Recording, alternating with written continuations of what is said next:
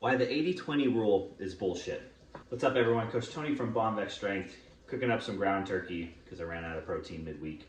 And I hear a lot of people in the health and fitness community and in strength training and nutrition talk about the 80-20 rule, where they're saying that if you're on point with your training and your nutrition 80% of the time and 20% of the time you fall short, whatever falling short means, whether that's not going to the gym or not eating in a way that's conducive with your goals, that is enough to get where you want to go. And I get the message is that you don't have to be perfect because nobody's perfect. But in my experience, the 80-20 rule is not enough.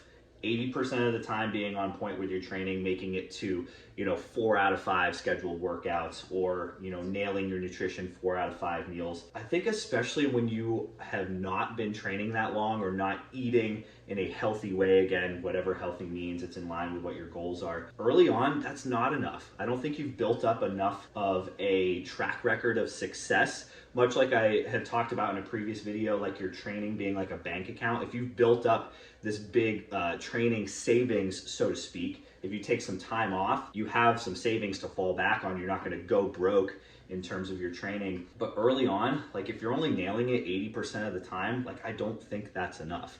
I have not seen a lot of people be successful with that ratio when they're just getting started. If you've been training for years, if you have been eating in a way conducive towards your goals for years, then yeah, I think that you have more of that leeway. And I think a lot of times, personally, I post on social media a lot of beers, a lot of ice cream, but honestly, most of the time I'm eating chicken breast, I'm eating ground turkey or ground beef, I'm eating rice, I'm eating frozen vegetables. I see Cinnamon Toast Crunch on Saturday mornings, but all the meals leading up to that have been much more just kind of traditional bodybuilding style meals where it's just lean protein, rice, veggies.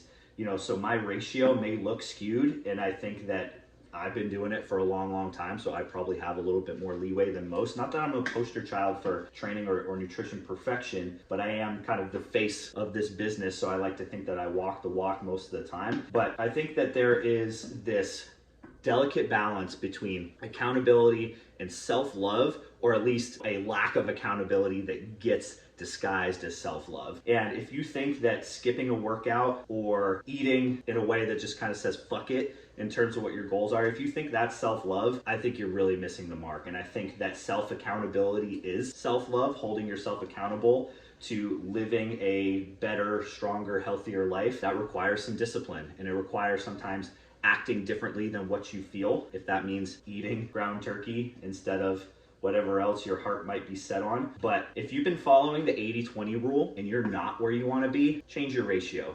Get a little closer at 85-15, 90-10. This all sounds like ground meat. Maybe that's the mindset that I'm in right now. But I would say that most of us would get to our goals a lot faster if we lived by the 90-10 ratio instead of the 80-20 ratio. So don't fool yourself into thinking that you are practicing self-love by not holding yourself accountable, because you're not. Self-love and self-accountability are one and the same. If you love yourself and you want yourself to get where you want to go, make that ratio a little tighter than 80-20.